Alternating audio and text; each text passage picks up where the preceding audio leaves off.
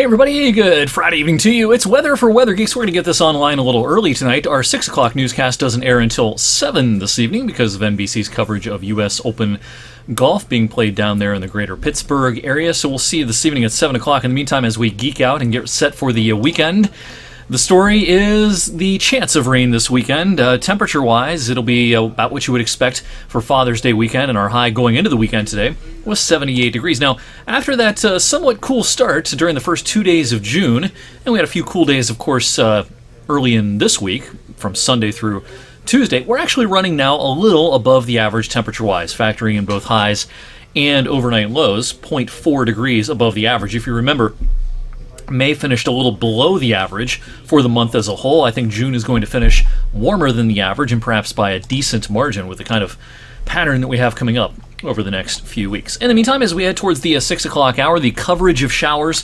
fairly small across most of our viewing area thus far. And that being said, we have a couple of downpours just off to our south as of this recording. This can graze southern Columbiana County, this cell coming through northern Carroll County. We also have a downpour with some thunder and lightning down along the Ohio River, closer to Toronto, and where they are playing golf down in the greater Pittsburgh area this evening.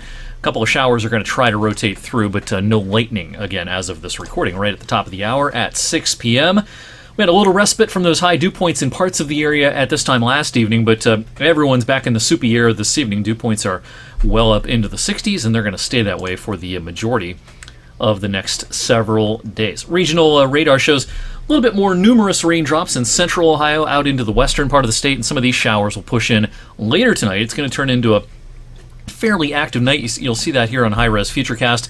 A couple of showers around perhaps this evening, and I think the raindrops just become a little more numerous as we head through the overnight. And if you have to get up early on Saturday morning, maybe head off to work, you're going to find some raindrops here and there, especially in our northern viewing area. And I actually do think that overall, Saturday will be the wettest part of the weekend. Everyone's probably going to get wet at some point Saturday morning. Notice the rain chances decrease as we go into the afternoon, but they certainly don't decrease to zero. We're going to see at least a scattering of showers still around into Saturday afternoon. Maybe there's a rumble of thunder as well. Now, Sunday's forecast remains better than Saturday's, and it may even improve more as we get more data in this evening. As of right now, we're going to restrict the shower chances to early in the day, mostly, and then mostly in the afternoon. And a lot of that afternoon activity may try to stay off to our south. The farther north you are in our viewing area on Sunday, the better chance you will have of being largely dry for the vast majority of Father's Day. Rainfall expectations, though, over the next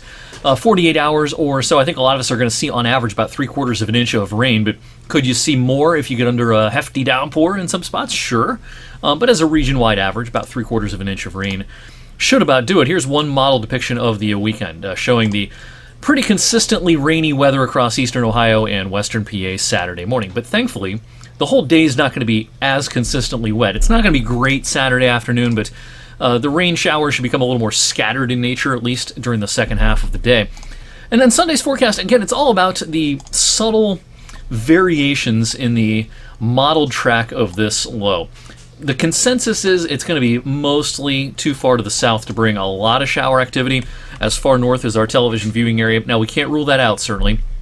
And certainly the farther south you are, the better chance you have of some showers cropping up as we get into Sunday afternoon. So think places like East Liverpool, you have a higher chance of a shower Sunday afternoon than a place like Kinsman or Greenville, or even as far south as Youngstown.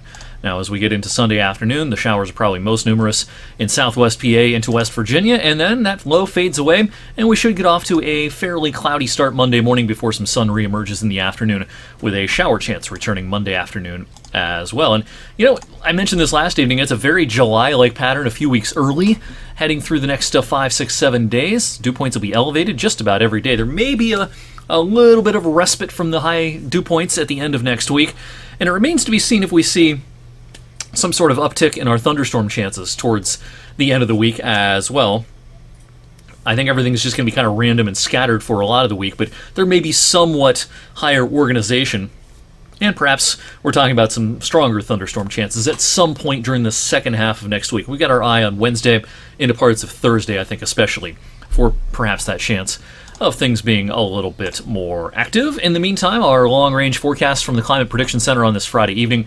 On the left, 6 to 10 day, middle 8 to 14 day, and weeks 3 and 4 on the right-hand side of the screen. And one thing's pretty consistent, the temperature outlook for the next 3, even 4 weeks, taking us through the rest of June, even into early July. The warmer-than-average days are likely to outnumber any cooler-than-average days.